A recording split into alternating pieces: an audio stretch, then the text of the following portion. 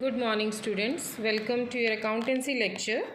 Today we will start with illustration 5. I hope 4 and 3 follow up you have done and there is no problem because I didn't get any type of doubt from your side. Now illustration 5, show the effect the following transactions on the accounting equation. कुदरत commenced business with cash. तो जब आप accounting equation start करोगे तो you will write here accounting equation. Clear?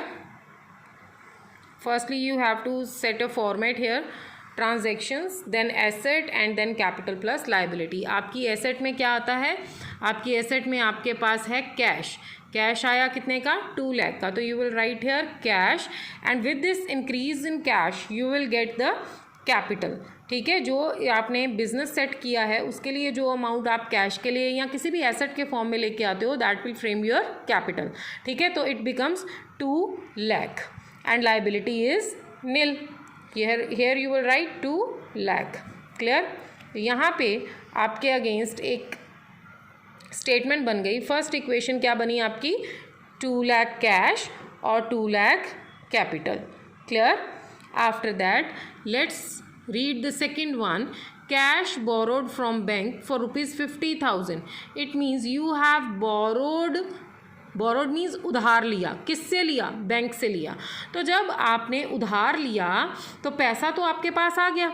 It means your cash has been increased. तो एक तरफ आपका कैश इंक्रीज हो गया कितने से? That is from 50,000. और दूसरी तरफ क्या हुआ? ये जो कैश आपके पास आया है ये एक लोन के रूप में आया है. तो it means it is your liability. तो you will write here plus bank loan. तो आपका एक लोन रेज हो गया है 50,000 से जो आपकी लाइबिलिटी बन गया है. Then you will make the another equation जिसको हम सेकेंड इक्वेशन बोलेंगे. That will become 2,50,000. Here it is 2 lakh and a separate bank loan is to be treated. Next is cash. Third one is purchased machinery for 60,000. Nothing is mentioned कि credit पे है cash पे है, तो you will assume कि ये cash पे है unless and until it is written कि ये credit पे है. तो purchased machinery क्या है आपकी? एसेट. उस एसेट को ख़रीदने के लिए आपको क्या करना पड़ा? 60,000 रुपीज़ देने पड़े.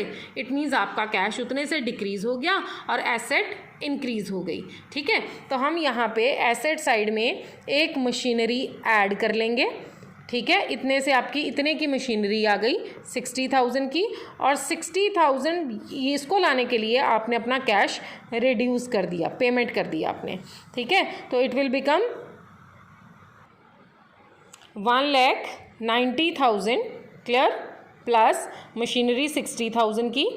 इधर आपके पास ये अमाउंट आई है कैपिटल की 2 लाख और ये 50,000 लोन एज इट इज़ आता जाएगा. नेक्स्ट है परचेज्ड फर्नीचर. अब उसने एक और चीज़ परचेज़ की, फर्नीचर परचेज़ किया 40,000 का. तो furniture is also your asset. ठीक है, तो सेम ट्रांजैक्शन सेम एंट्री जो है वो पास होगी. इसमें एक और फर्नीचर, एक और एसेट ऐड हो गई फर्नीचर जो कितने की थी? That is of 40,000. तो 40,000 का फर्नीचर ऐड हो गया और उसको ख़रीदने के लिए आपने 40,000 पे भी किया तो कैश रिड्यूस हो गया. क्लियर? तो कितने से रिड्यूस हुआ है? 40,000 से. ये बन गया 1,50,000 प्लस 60,000 मशीनरी वाला और प्लस ये 40,000 फर्नीचर वाला. और इधर आपके पास 2 लाख आपकी कैपिटल है और 50,000 आपका बैंक लोन है. क्लियर बेटा? नाउ नेक्स्ट है हमारे पास furniture costing ₹30,000 sold for 35,000. Now let's see. Furniture था, क्या है हमारे पास? Furniture costing ₹30,000. 30,000 का फर्नीचर सेल हो गया. सेल हो गया मतलब आपका फर्नीचर रिड्यूस हो गया. ठीक है, 30,000 से. और वो बिका कितने में? वो बिका 35,000 में. 35,000 में बिका तो इट मीन्स 5,000 आपके पास एक्स्ट्रा आ गया. वो एक्स्ट्रा क्या है आपका? प्रॉफिट. प्रॉफिट किसको इफेक्ट करता है? आपकी कैपिटल को. ये 5,000 कैपिटल में ऐड हो जाएगा. 30,000 सेल हो गया फर्नीचर, ये फर्नीचर में से लेस हो जाएगा. और आपको नहीं बताया कि ये क्रेडिट पे है, तो वी विल एज्यूम कि उस फर्नीचर के पैसे आपको रिसीव हो गए हैं, तो कैश 35,000 रिसीव हो गया, ये कैश इंक्रीज़ कर देगा। Is that clear? इससे कैश इंक्रीज़ हो गया। तो 30,000 का फर्नीचर बिका, तो मैंने फर्नीचर में से ये 30,000 इसमें लेस कर दिया। ठीक है, कितने का बिका? 35,000 का, तो आपके पास 35,000 रुपये आ गए। ठीक है, कितना एक्स्ट्रा बिका? 5,000 प्रॉफिट हुआ, वो 5,000 मैंने यहाँ पे ऐड कर दिया। ठीक है, तो अब मेरे पास नई स्टेटमेंट क्या बनेगी? यहाँ पे 2,05,000 और ये 50,000 मेरा लोन, ये हो गया 10,000 बच गया मेरे पास, इधर ये 60,000 था, and then we will add this 1,85,000 cash हो गया मेरा। क्लियर? नेक्स्ट है मशीनरी कॉस्टिंग ₹18,000 सोल्ड फॉर 15,000। अब किसकी बात हो रही है? मशीनरी की। अब मशीनरी थी आपके पास 18,000 की, मशीनरी एसेट थी, कितने की थी? 18,000 की, जो सेल हो गई है कितने में? 15,000 में। इट मीन्स आपको कम पैसे मिले हैं, तो वो आपका क्या हो गया? लॉस। कितने से लॉस हुआ? 18,000 माइनस 15,000, 3,000 से। तो ये 3,000 आपकी कैपिटल को क्या करेगा? अब लॉस है तो ये डिक्रीज़ कर देगा। इट मीन्स हमें माइनस करना पड़ेगा। मशीनरी हमारी इतने से रिड्यूस हो जाएगी। ठीक है, और 15,000 की हमें मिली है, तो 15,000 से हमारा कैश इंक्रीज़ हो जाएगा। क्लियर? लेकिन अगर ये ऑन क्रेडिट होता, तो अगर ये ऑन क्रेडिट होता तो ये मेरे 15,000 क्या बन जाते? डेटर, फिर कैश में ऐड ना होता ये। क्लियर हो गया? तो मशीनरी जो है, मशीनरी है ये वाली, तो मशीनरी मैंने रिड्यूस कर दी विद ₹18,000, क्योंकि मैंने इसको सेल कर दिया। मुझे मिला कितना? 15,000। 15,000 मैंने यहाँ पे ऐड कर दिया, और मेरा लॉस हो गया है कितना? 3,000, तो मैंने यहाँ पे लेस कर दिया। ठीक है बच्चे, तो ये मेरे पास अमाउंट आती है, ये 2 लाख प्लस 60,000 में से 18,000 माइनस किया, 42,000 प्लस 10,000, इधर ये मेरे पास 3,000 हो गया, तो 2,02,000, और ये प्लस 50,000। क्लियर? नेक्स्ट है मेरे पास रीपेड ₹20,000 टू बैंक। अब स्टार्टिंग में मैंने एक लोन लिया था, कैश बोरोड फ्रॉम बैंक, तो बैंक को मैंने 20,000 रुपये रीपे कर दिए, तो इट मीन्स उतने से मेरा कैश डिक्रीज़ हो जाएगा। ठीक है, एक तरफ से मेरा कैश डिक्रीज़ हो गया, 2 लाख में से मैं यहाँ से 20,000 रुपये माइनस कर दूंगी, और उतने से मेरी बैंक लोन की लाइबिलिटी भी कम हो गई। अब मैं पूरा 50,000 थोड़ी ना रखूँगी, 50,000 में से मैंने 20,000 दे दिया, तो मेरी लाइबिलिटी भी उतने से कम हो गई। ठीक है, तो इस तरह से हम नई इक्वेशन जो है वो क्रिएट करेंगे। फॉलो अप 5 बेटा you have to do yourself. Now we are going to do illustration 6।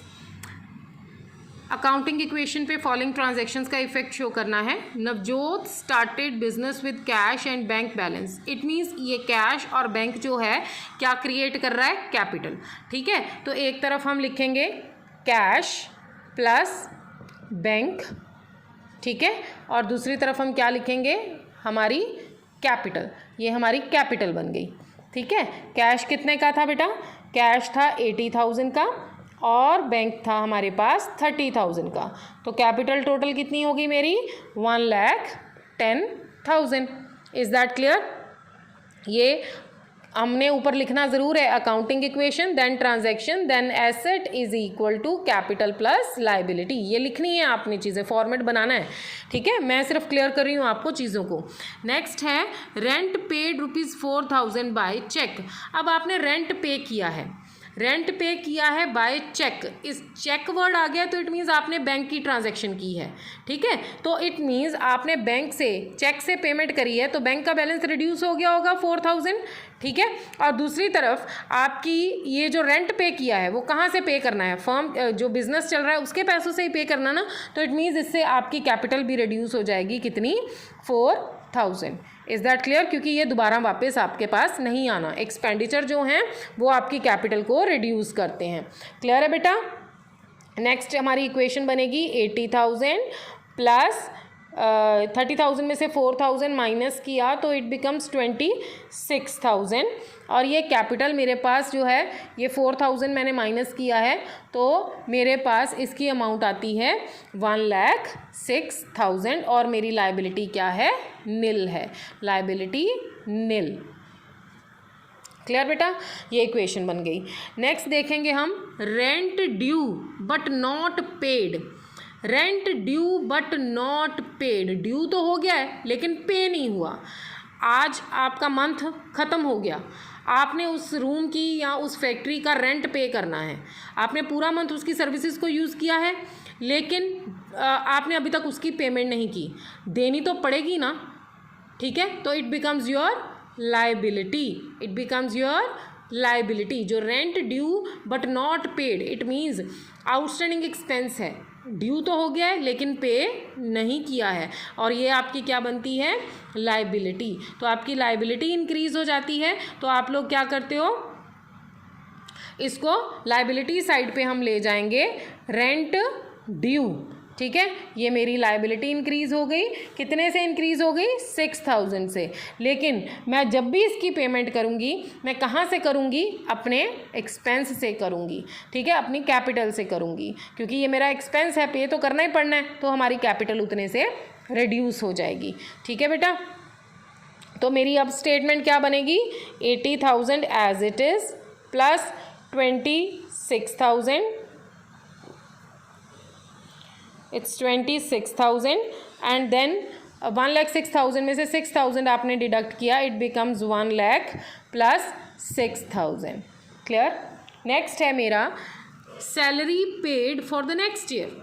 Salary paid for the next year ₹7,000 आपने एडवांस में सैलरी पे कर दी, एडवांस में सैलरी पे कर दी तो इट मीन्स आपका कैश रिड्यूस हो गया, आपने एडवांस में पे कर दी है, एडवांस में पे की है तो आपके पास से बैलेंस कम हो गया, आपका कैश रिड्यूस हो गया 7,000 से। लेकिन हो सकता है कि वो पर्सन नेक्स्ट मंथ आपकी सर्विसेज को यूज़ ही ना करे, वो सर्विसेज प्रोवाइड ही ना करे, ठीक है, वो जॉब छोड़ के चला जाए, तो फिर ये सैलरी हमारे लिए क्या हो गई, हमारी इनकम हो गई, यानी कि हमारी एसेट हो गई। तो यहाँ पे जो प्रीपेड सैलरी है यहाँ पे हमारी एसेट बन जाती है, प्रीपेड सैलरी एसेट बन गई, तो हमने यहाँ पे इसको 7,000 को ऐड कर लिया। क्लियर। तो इस तरह से 80,000 में से 7,000 मैंने माइनस किया, ये मेरे पास बना 73,000 प्लस 26,000 प्लस 7,000, और इधर सेम अमाउंट्स रह जाएंगी 1 लाख प्लस 6,000। नेक्स्ट है कमीशन रिसीव्ड। कोई एक्सपेंडिचर होता है राजे तो किस पे इफेक्ट होता है, हमारी कैपिटल पे। उसी तरह से कोई इनकम अर्न हो रही है तो वो भी हमारी कैपिटल को ही इंक्रीज़ करेगी। एक तरफ कमीशन रिसीव्ड है तो कैश फॉर्म में आई होगी, कैश इंक्रीज़ हो जाएगा 10,000 से, और उधर से हमारी कैपिटल इंक्रीज़ हो जाएगी 10,000 से, ठीक है। एक तरफ मैं कैश इंक्रीज़ कर दूंगी 10,000 से, और एक तरफ से मैं कैपिटल इंक्रीज़ कर दूंगी 10,000 से। क्लियर। उसके बाद नेक्स्ट हम देखेंगे commission due but not received. Commission due तो हो गई है लेकिन रिसीव नहीं की है, इट मीन्स एक्रूड है, रिसीव तो हो ही जाएगी ना, तो ये हमारी क्या है, एसेट है। एसेट एक तरफ कमीशन ड्यू, इससे क्या होगा, हमारी कैपिटल इंक्रीज होगी और हमारा कमीशन एक्रूड यानी कि एक एसेट जो है वो बन जाएगी और कैपिटल इंक्रीज हो जाएगी। नेक्स्ट है interest received in advance for the next year. Advance में आपने कोई इंटरेस्ट रिसीव कर लिया है, हो सकता है कि आपको रिसीव ही ना होना हो, तो वो आपकी क्या बन जाएगी, लायबिलिटी। एक तरफ आपकी लायबिलिटी में वो ऐड हो जाएगी इंटरेस्ट रिसीव्ड इन एडवांस, और दूसरी तरफ क्या होगा, वो एडवांस में रिसीव कर लिया है तो आपके पास कैश तो आ ही गया होगा, तो एक तरफ आपका कैश इंक्रीज हो जाएगा। Is that clear. तो रजे ये हमने की हैं आज इलस्ट्रेशन 5 और 6, और ये फॉलोअप 6 आपने अपने आप करनी है। बैक क्वेश्चंस मैं दे रही हूँ आपको, वो आपने सॉल्व करने हैं। Now I am going to give you description of this outstanding. I think आपको इसमें थोड़ी प्रॉब्लम आ रही होगी, तो मैं ज़रा डिटेल डिस्क्रिप्शन देने लगी हूँ, उसको ज़रा ध्यान से देखना और अपनी नोटबुक्स में नोट कर लेना। Students listen to this topic very carefully. first of all, this is outstanding expenditure. Outstanding expenditure means expenditure due but not paid. Expenditure due तो हो गए हैं लेकिन आपने पे नहीं किए. जैसे मैंने आपको एग्जांपल दी कि आपने किसी फैक्ट्री का रेंट पे करना है, ठीक है, आपने पूरा मंथ उसको यूज़ किया है लेकिन उसकी सर्विसेज को पे उसकी अमाउंट को पे नहीं किया है अभी तक, लेकिन पे तो करना पड़ेगा ना, तो वो आपकी क्या बन जाती है, लाइबिलिटी बन जाती है. और ये पे कहाँ से होगी, आपकी कैपिटल से होगी, तो आपकी कैपिटल डिक्रीज हो जाएगी. इट मीन्स एक तरफ लाइबिलिटी बनेगी और एक तरफ कैपिटल डिक्रीज होगी. क्लियर. नेक्स्ट है pre paid expenditure. Expenditure paid in advance, जो एडवांस में पे कर दिए. तो हो सकता है कि वो आपके लिए, आपने सपोज वो बिल्डिंग छोड़ ही देनी है, ठीक है, नेक्स्ट मंथ में आपने उस बिल्डिंग में काम ही नहीं करना है, तो इट मीन्स अगर आपने एडवांस में पे कर दिया है तो उसे आपको रिटर्न करनी पड़ेगी, तो वो आपकी क्या बन गई, एसेट बन गई. ठीक है. और क्योंकि आपने पे कर दिया हुआ है तो इसलिए कैपिटल के ऊपर इफेक्ट नहीं होगा, किसके ऊपर इफेक्ट होगा, कैश के ऊपर. ठीक है, कैश डिक्रीज हो जाएगा उतने से. Is that clear. और नेक्स्ट है हमारा accrued income. Accrued income means income due but not received. आपने किसी जगह पे काम किया है, आपको सारा मंथ सैलरी नहीं मिली है, नेक्स्ट मंथ के 15 डेज ओवर हो चुके हैं, इट मीन्स पिछले मंथ की सैलरी ड्यू तो हो गई है लेकिन आपको रिसीव नहीं हुई, लेकिन हो तो जाएगी ना, तो वो आपकी क्या होगी, एसेट. एसेट होगी. और क्योंकि ये अभी रिसीव नहीं हुई है, इट मीन्स इन टर्न जब ये रिसीव होगी तो इससे कैपिटल इंक्रीज हो जाएगी. क्लियर. नेक्स्ट है हमारा pre receive income. Pre receive income means income received in advance. Advance में रिसीव कर ली, हो सकता है आपने सर्विसेज ही नहीं देनी, ठीक है, तो आपको वो पैसा वापस करना होगा, तो इट बिकम्स योर लाइबिलिटी. तो क्योंकि रिसीव कर चुके हो इसलिए आपका कैश इंक्रीज हो चुका है. एक तरफ ये लाइबिलिटी बन जाएगी और दूसरी तरफ कैश इंक्रीज हो जाएगा. बेटे I am going to give you the pic of this also. You have to note it down in your notebooks to and memorize it with the concept clarity. Clear. And if you have any doubt you can ask me, students. Thank you so much.